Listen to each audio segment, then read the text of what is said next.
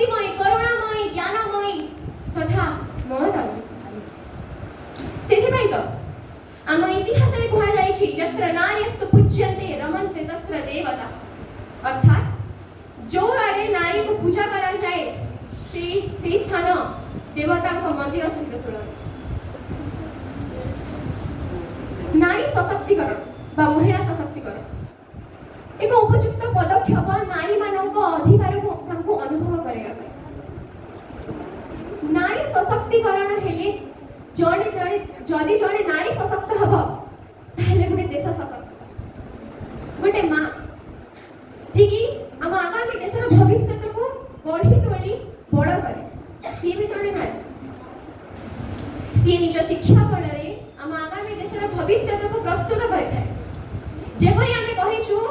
कि गुटे छात्र आगामी देशर भविष्य सेपरि हमें यहा भी कहिबा उचित जे आजिर नारी कालिर सम्मान नारी आज अनेक क्षेत्र रे अग्रसर करिछन जहा शिक्षा क्षेत्र रे हो मा ज्ञान क्षेत्र सेथि में नारी सशक्त नारी दुर्बल नुहे नारी सुबल सेथि पाई हमें हम भारत को भारत माता बोली कहि थाउ हम ओडिसा को उत्कल जननी बोली कहि थाउ जदि नारी दुर्बल होई थांता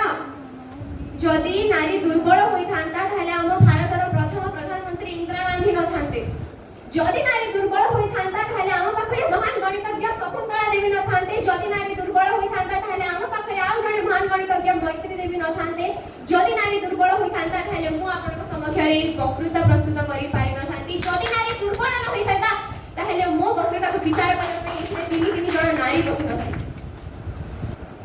पुणी थरे कहि रखुछु नारी दुर्बल नुहे नारी होछि सुबल नारी शिक्षा क्षेत्र रे मध्य अनेक अग्रसर करिछन जणे शिक्षयित्री आम आगामी देशर भविष्य को उत्तम रूपे गढ़ी तोलित करि पारे आमे अनेक क्षेत्र रे जणे स्त्री डॉक्टर को पाई था जदि जणे स्त्री निज स्त्री रोग विषय रे पुरुष डॉक्टर को कहि न पारुछि थाले से क्षेत्र रे आम पाखरे जणे स्त्री डॉक्टर अछि जहा मध्य रे जहा साहाय्य रे कि आमे आम स्त्री रोग विषय रे कहि कि उत्तम चिकित्सा लाभ करिता से होछि नारी आज 51 शताब्दी रे नारी जणे पुरुष